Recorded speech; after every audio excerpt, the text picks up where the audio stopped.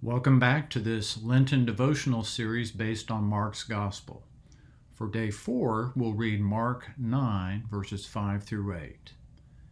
And Peter said to Jesus, "Rabbi, it is good that we are here. Let us make 3 tents, one for you, and one for Moses, and one for Elijah." For he did not know what to say, for they were terrified. And a cloud overshadowed them, and a voice came out of the cloud. "This is my beloved Son, listen to him." And suddenly, looking around, they no longer saw anyone with them but Jesus only. This is the word of the Lord. Thanks be to God. We call it photobombing, a perfectly staged picture except for the clown who walks in at the last second. Think little brother sticking his tongue out in the background as his older sisters pose, or think the wedding caterer who inadvertently walks into the background of the bride and groom's picture. Nowadays, with digital photos, we just take another shot, or we scrub out the intruder with Photoshop. And that could have happened with this story. Mark could easily have focused solely on Jesus in his heavenly glory and the 2 Old Testament stars making their encore appearance. But Mark intentionally included the photobomb in the picture. The 3 star disciples shaking like leaves, and then Peter, their leader, mouthing off with a totally inane idea. "Hey Jesus, how about if we build tabernacle tents for you, Moses, and Elijah?" Then after Peter's photobomb, Mark describes the Father's response.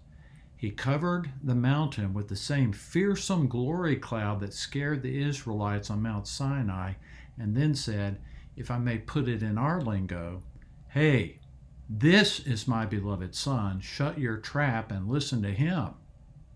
Not a good look for Mr. Leading Disciple Peter, but a very good look at why we need saving, how even in our most pious offerings we can be so completely wrong.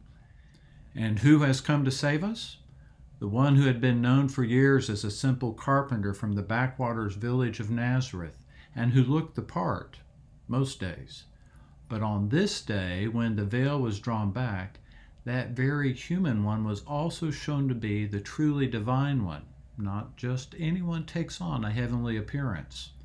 And not just anyone can save us from our all too human tendency to miss the mark, not only with our worst, but even with our misshaped best. The Father has done so through his beloved Son. And so, at least for these days of Lent, maybe we could dial down the volume on our religious ambitions and simply listen to Jesus. Apparently, the Father thinks that would be a really good idea. Here are a couple of questions to ponder as you look back over these verses. As you survey the history of the church, and in particular your own church, what pious practices have ended up not being so wise after all? And how about your own personal piety over time? What do you see now as not so wise? Given the state of the world during this Lenten season, what words of Jesus seem particularly timely? And how might you better attend to him and his word? God bless.